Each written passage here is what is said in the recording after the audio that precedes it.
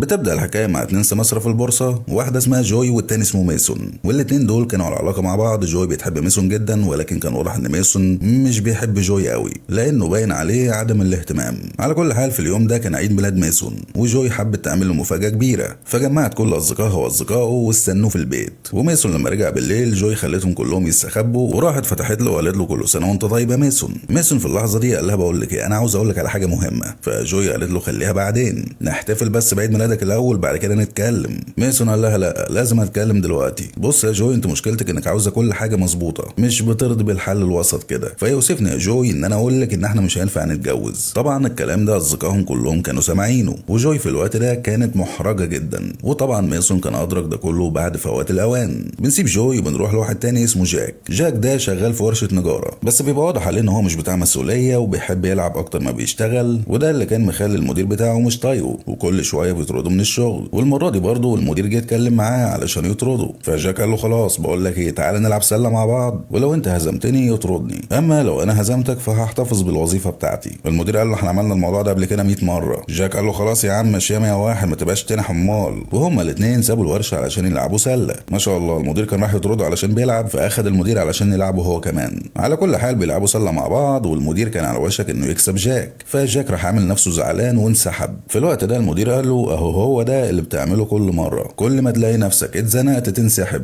انت يا جاك مش بتعرف تشيل مسؤوليه. وقال له انا عاوزك تفهمني، انا بحبك زي ابني. جاك قال له يا عم على فكره انا ابنك. المدير اللي طلع ابوه ده قال له ايوه انا عارف، بس انا بحب افصل بين الشغل والبيت. جاك بيروح يقابل صاحبه بالليل في بار. كذلك في نفس الوقت جوي بتقابل صديقتها التبار في بار، وجاك وجوي على الجنبين بيبقوا مش راضيين على اللي بيحصل معاهم في حياتهم. وفجاه كده هما الاتنين بيتجننوا وبيقرروا يروحوا لاس فيجاس. وشوف يا اخي الصدفه بينزلوا في نفس الفندق، والفندق ده كان بيعاني من مشكله في السيستم بتاعه، فالحجوزات كلها دخلت في بعض. وايه اللي حصل بقى؟ نفس الاوضه اتحجزت لجوي وصديقتها وكمان جاك وصديقه. في اللحظه دي جوي وتبر فضلوا صوتوا زي المجانين، وانقضوا على جاك وصديقه ونزلوا فيهم ضرب. جاك فضل يقول لجوي طب يا ست نتفاهم ايه اللي بيحصل، مالك في ايه يا بنت المجنونه؟ لكن جوي مفيش، عماله تضرب فيه وخنقته بالبتاع ده اللي لابسه. المهم يعني فين لما عرفوا ان في سوء تفاهم، فجوي راحت واتكلمت مع موظف الريسبشن وهددته ورعبته علشان غلط في الحجز، واخدت منه تعويض جناحين كبار، واحد ليهم وواحد لجاك. جاك قال لها ايه ده، هو ده اللي ربنا قدرك عليه؟ اتفرجي يا بنت على اللي انا هعمله وتعلمي. وراحوا اتكلم مع نفس الموظف ده بس بطريقه دبلوماسيه، وقدر ياخد منه دعوات مجانيه لاماكن جامده كتيره جدا. مش بس كده، كمان عربيه ليموزين توديهم كل الاماكن دي. فجاك استغل الظروف وسهر مع جوي وسالها انت جايه لاس فيجاس ليه؟ فجوي حكت له على كل اللي عمله معاها ميسون. كمان جاك قال لها ان ابوه طرده من الشغل، وهما الاثنين حطوا جراحهم على بعض، وبعد كده كملوا السهره وشربوا كتير. والسهره دي خلصت على ايه؟ على انهم تاني يوم الصبح لما صحيوا اتفاجئوا انهم اتجوزوا. طبعا جوي لما ادركت اللي حصل دخلت في حاله ذعر. كمان جاك من الناحيه التانيه كان مذعور من جوي، وهما الاثنين ما كانوش عاوزين الجوازه دي. فجوي وجاك اتقابلوا تحت في الفندق علشان يتكلموا مع بعض. وجوي كانت واقفه بتسلي نفسها في آلة بتاعه قمار، كان معاها شويه فكه كده محيرينها. على كل حال جاك بيروح يتكلم معاها وبيقول لها ان هو مش عاوز الجوازه دي،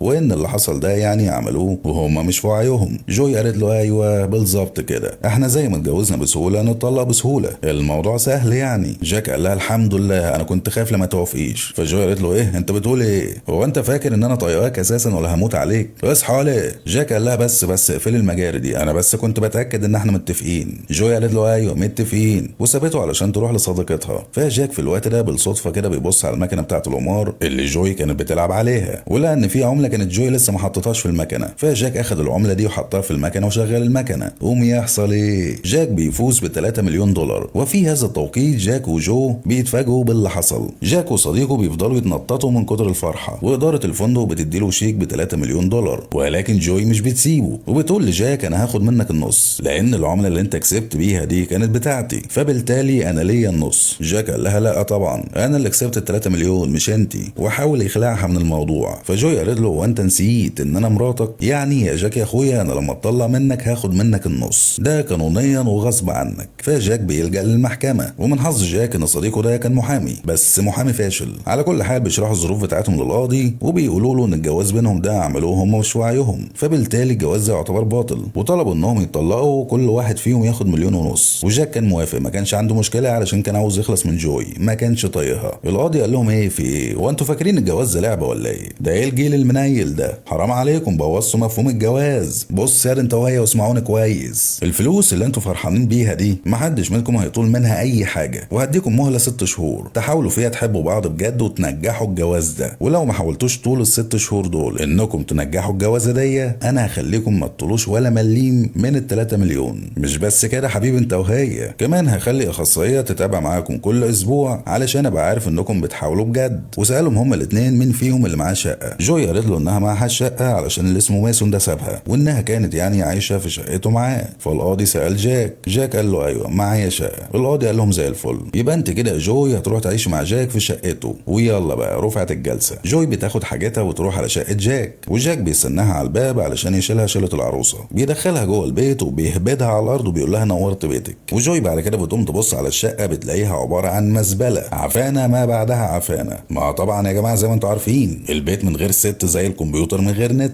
طبعا جوي بتدوس على نفسها علشان خاطر ال1.5 مليون، وبتضطر انها تقعد مع جاك. وبالليل بتبص على السرير اللي هتنام عليه وبتشمه كده بتلاقي ريحته منيله بست النيله. فبتقول لجاك ايه الريحه الزباله دي؟ جاك بيقول لها دي ريحتي. يا اخي عجبني قوي التصالح مع النفس بتاعك ده. على كل حال جوي بتفضل تشيل الهدوم بتاع جاك من على السرير كده بعصايه كده وترميها بعيد. بعدها بترش السرير كله علشان تعقمه وبتنام. ولما الصبح بيجي جاك بيقوم من النوم وبيبقى عاوز يدخل الحمام، لكن جوي ما كانتش عاوزه تخرج من الحمام وكانت قاعده جوه يمكن ليها ساعه. ده اللي خلى جاك يضطر يعملها في الحوض. وطبعا جوي لما خرجت ولقت جاك بيعمل كده صعقت، بس جاك ما سكتش بصراحه، قال لها خلي بالك غسيل المواعين عليك انت النهارده يلا بسطي. على كل حال جوي بتلبس بعد كده علشان تروح الشغل وبتسال جاك هو انت ليه ما لبستش؟ هو انت مش رايح الشغل ولا ايه؟ جاك قال لها انا مرفوض وانت ناسيه. فجوي قالت له ماشي ما تدور لك على شغلانه تانية. جاك قال لها مالكيش دعوه انت تتدخلي في حياته ولا ايه، ويا ريت تخليكي في حالك. على كل حال جوي بتروح الشغل، وهناك في الشغل رئيسها بيكلمها بيقول لها تعالي لي وهاتي لي معاك البنت اللي شغاله معاك اللي اسمها تشونج. بيطلعوا له هما الاثنين والمدير بيقول لهم بقول لكم ايه، في موظف عندي مشي وانا عاوز ادي الوظيفه بتاعته لواحده منكم، ففي الفتره اللي جايه دي اعملوا همه كده في الشغل علشان اقدر احدد مين فيكم يستحق الوظيفه دي. ومن اللحظه دي المنافسه بين جوي وشونج بدات.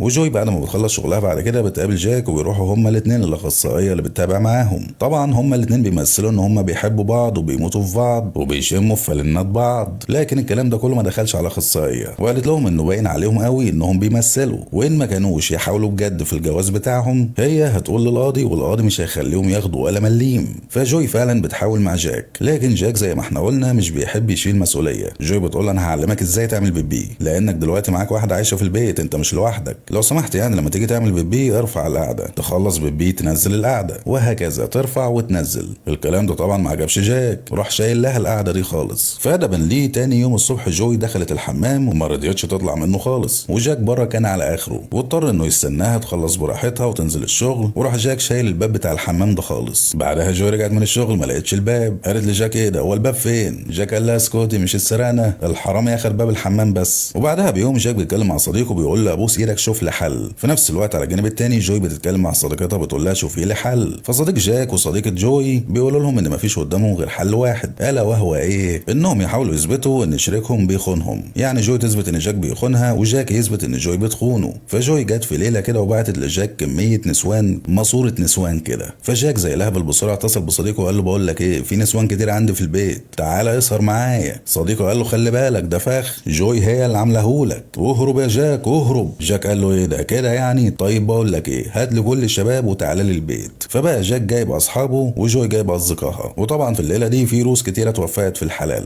واثناء ما السهره شغاله جاك دخل الحمام يقعد مع نفسه شويه، وهناك برضه جوي دخلت عليه علشان كانت عاوزه تقعد مع نفسها شويه. فهم الاثنين اتكلموا مع بعض شويه. جاك سالها اذا كانت لسه بتحب خطيبها اللي سابها ده اللي اسمه ميسون. جوي قالت له لا طبعا. فجاك سالها امال ليه لابسه الخاتم بتاعه لغايه دلوقتي؟ في اللحظه دي جوي فتحت قلبها لجاك لمده دقيقه وقالت له انها مش بتحبه، وانها فضلت طول ال4 سنين اللي فاتوا دول بتحاول فيهم تعمل كل حاجه لميسون علشان ترضيه، وفي الاخر برضه سابها. وجوي بعد ما قالت الكلمتين دول لجاك حست انها فرغت حاجه من جواها. بعدها قلعت الخاتم بتاع ميسون وسابته في الحمام. وفي الجلسه اللي وراها لما بيروحوا للاخصائيه هما الاثنين بيقولوا في بعض شعر، بس شعر كله ذم. فالاخصائيه قالت لهم الله ينور، الحاله بتاعتكم في تقدم، لانكم دلوقتي بكل بساطه عاملين زي الاثنين المتجوزين فعلا. جاك في اللحظه دي حس ان رجليه عماله بتغرز، فراح لصاحبه وقال له ابوس ايدك الحقني. صاحبه قال له حلك عندي، ومسك جاك نزل فيه ضرب عجنه وقال له يلا يلا شد على اخصائيه. جاك راح على اخصائيه وهو متدشمل ووشه بايظ. فالاخصائيه استغربت وقالت له مالك في ايه؟ فجاك قال لها ان جوي هي اللي عملت فيه كده، وقال لها ضربتني علشان مش بحط الفوط على الشماعه، نسيت وحطيتها على الكنبه، ايه اللي جرى يعني؟ شايفه ساعات الاخصائيه شايفه عيني؟ كل ده وجوي قاعده بتضحك وساكته. وبعدها بكل بساطه طلعت التليفون بتاعها وورت فيديو الاخصائيه مصوراه لصديق جاك وهو بيضرب جاك، وبينت كذب جاك قدام الاخصائيه. وفي ليله كده جاك بيرجع من بره بيلاقي ابوه ومامته قاعدين مع جوي.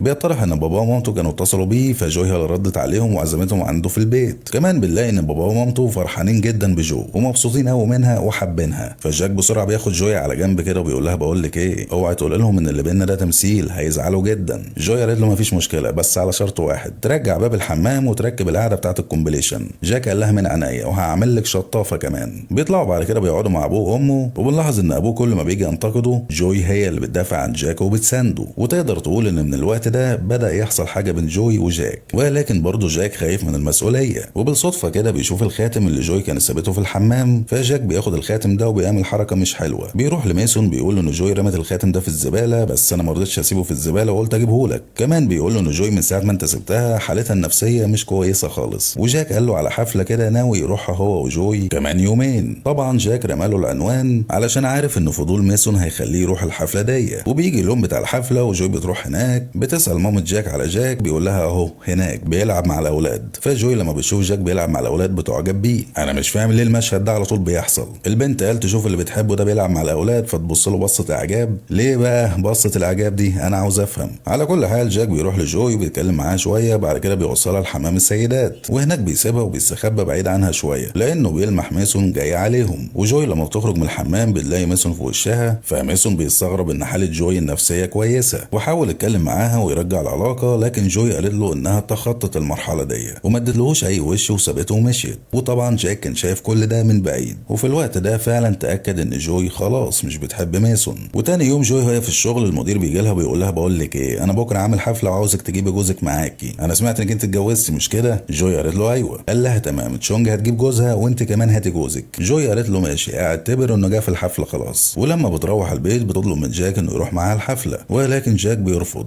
جوي بتترجاه انه يروح معاها الحفله علشان رئيسها طالب منها ان هو يجي، بس برضه جاك رفض. وراح قال لصديقه انه جوي عاوزاه يروح مع الحفله علشان رئيسها طلب منها كده. صديقه قال له يا عم روح، وكمان اعمل جو كده مع رئيسها واصحابها كلهم وخليهم يحبوك كده ويتعلقوا بيك. بعدها بقى ساوم جوي تخليها تمضي تنازل عن نصيبها في الفلوس والا تفضحها قدام رئيسها واصدقائها، واداله الورقه اللي فيها الصيغه القانونيه اللي هيمضي عليها جوي لما يجي يساومها. وبيجي يوم الحفله شونج بتاخد جوزها وتعرفوا على رئيسها، واللي بيبقى واضح ان رئيسها مش طايق جوزها ولا طايقها اساسا. وبيروح لجوي بيسالها بيقول لها جوزك فين؟ جوي في الوقت ده كانت لسه هتقول ان جوزها ما جاش، ولكن في الوقت ده بتسمع صوت جاك قاعد وبيضحك مع ناس موجودين في الحفله، فعلى طول بتاخد رئيسها وبتروح تعرفوا على جاك. وجاك بيهزر معاه وبيخليه يضحك وبيحبه جدا، وهما الاتنين بيفضلوا يهزروا مع بعض كانهم اصدقاء ليهم سنين. وطبعا جوي بتفرح جدا من جاك انه جه الحفله. في نفس الوقت ده كل شويه صديق جاك بيتصل بيه وبيفضل يساله اذا كان مضى جوي على الورقه ولا لسه. جاك كان بيقول له لسه، فاضل شويه مش دلوقتي، وكان متردد ان هو يساوم جوي لانه بدا يتعلق بجوي. وبيتكلم بعد كده مره تانية مع رئيس جوي وبيقول له خلي بالك انت ما تعرفش جوي دي عندها قدرات قد ايه. وخلى جوي تفتح قدام رئيسها كده ازازه عصير قصب بطريقه احترافيه شويه، ورئيس جوي كان مذهول. بعدها بشويه جاك بيطلع يقول كلمه كده وسط الحفله، وبيقول ان جوي احلى صدفه حصلت له في حياته، وانهم يعني في شهر العسل بتاعهم لما اتجوزوا كانوا مستعجلين وما رقصوش ولا مره، فعلشان كده يعني هو دلوقتي عاوز يرقص مع جوي وسطهم كلهم. وفعلا جاك نزل ورقص مع جوي وسطهم، وكل الحضور كان عمال بيبص عليهم ومعجب بيهم جدا، ما عدا البنت دي اللي شغاله معاها اللي اسمها شونج، كانت واقفه عماله بتجز. جاك وجوي بعد كده بيسيبوا الحفله وبيخرجوا يتمشوا مع بعض شويه. في الوقت ده جاك بيسال جوي ايه هي اكتر مره حست فيها بالسعاده بشكل كبير. جوي قالت له انها في مره كده راحت في مكان معين على الشط وفضلت تراقب الامواج بتاعه البحر لغايه وقت الغروب. جوي قالت له انها وقتها ما كانش عليها مسؤوليه ولا كانت ملتزمه بشغل ولا اي حاجه، ما كانتش عايله هم اي حاجه، كانت حاسه بالحريه والسعاده. دي اكتر لحظه كانت سعيده فيها. والليله دي بتعدي وجاك بيرجع الشغل بتاعه وبيبدا يشوف شغله كويس. كمان جوي من الناحيه التانيه بتلاقي ان شونج دي بتحاول تقلدها في فتح الازازه ولكن بتفشل. يا اخي الغيره والحقد واصلين لدرجه وحشه. وفي يوم اثناء ما كانت جوي مروحه البيت بتلاقي ميسون مستنيها تحت الشركه. ميسون المره التانيه بيعرض عليها انها ترجع له، بيقول لها انه حس بالندم انه طيرها من ايديه وانه ما كانش عارف قيمتها فعلا، وطلع لها الخاتم مره تانيه علشان يديهولها. فجوي استغربت ان الخاتم مع ميسون وسالته انت جبت الخاتم ده ازاي؟ فميسون حكى لها ان جاك راح له واداله الخاتم، وقال له كمان الكلام اللي جوي قالته له لما كانت معاه في الحمام وفتحت له قلبها لمده دقيقه كده. ده اللي خلى جوي زعلت جدا من جاك. وسابت ميسون ما ردتش عليه ومشيت. وفي اليوم بتاع حكم المحكمة جوي وجاك بيروحوا المحكمة، وهناك جاك بيتفاجئ ان جوي طلبت الطلاق وكمان اتنازلت ليه عن كل الفلوس، فالقاضي بيحكم لجاك انه ياخد كل الفلوس، لكن جاك كان مستغرب من اللي عملته جوي وما كانش فاهم هي ليه عملت كده. وفي اليوم اللي بعديه جوي بتروح الشركة ورئيسها بيقول لها ان هي اللي فازت بالوظيفة، لكن في حركة غريبة من جوي بتتنازل عن الوظيفة دي لشونج وبتسيب الشركة وبتمشي. في نفس الوقت من الناحية التانية ابو جاك بيتكلم معاه وبيقول له يبطل عند. جاك بيقول له عند ايه بس، انا مش فاهم هي ليه عملت كده. فابوه قال له طيب ما تروح لها وتفهم ليه هي عملت كده، لو انت فعلا بتحبها هتروح وراها حتى لو كانت في اخر الدنيا. الكلام ده بيحمس جاك شويه، فبيروح لصديقه جوي علشان يعرف مكان جوي، بس صديقتها بتقول له انها ما تعرفش مكانها، فقالت له انها سابت شغلها ووظيفتها ومشيت،